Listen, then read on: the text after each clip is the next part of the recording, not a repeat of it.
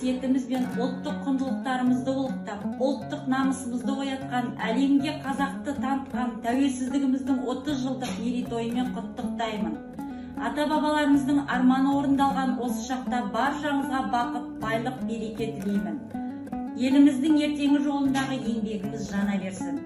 Тәуелсіз елдің асқақ рухы атты телеэссемнің эпиграфын тұңғыш елбасы Нұрсұлтан Әбішұлы Назарбаевтың тәуелсіздіктің тар жол тайғақ кешуінен, беттен қағар желінің есімінен тайсалмауға тиіспіз деп бастағым келеді.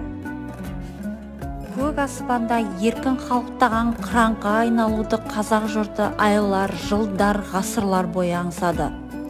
Жазира далада аунап, қонап, арғымақты жүгендеп, желмен жарыса шапқан азат ұлттың бодандықтың бұғауында қалуы еңсесін езді.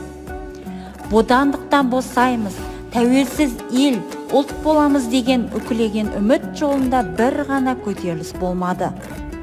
Ақырғысы желтоқсан оқиғасы еді. Алаңға шыққан жап-жас ұлдар мен өрімдей қыздардың қаны судай ақты. Бізге жеткен жетпеген мәліметтер де жетерлік. Біздің қайсар ұл қыздарымызға күйе де жақты. Шаштан сүйреп тірілей көміп те жатты. Бір тобын тар қапасқа тоғытып та үлгерді. Осындай құрбандықтың нәтижесі бүгінгі бейбітшілік.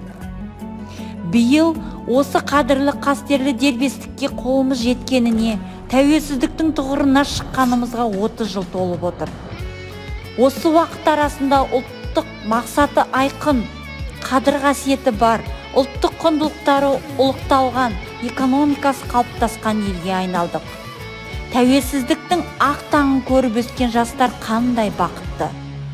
Ендігі елдің ертеңі өскелең ұрпақтың қолында, жастардың қолында, біздің қолда. Кез келген ұлт өз болашағын ұрпағымен сабақтастыратыны айқын. Біз ата-баба жолын үзбей жалғаушымыз. Мемлекеттің еңсесін одан әрі көтеру жолында асқан білімділік, шеберлік керек. Білімді жетілдірем дегенге де, шеберлікті шыңдаймын дегенге де барлық жағдай жасалған. Дербестік жолында жаны қиған тарландардың, батыр, батыл қаһарман ұл қыздардың есімі тарих парақтарында таңбаланды. Оларды елде, жерде келер ұрпақ та ұмытпайды. Қаншама қиындықтарды бастан кешкен тәуелсіз елдің асқақ рухы арта беретініне сенімдіміз.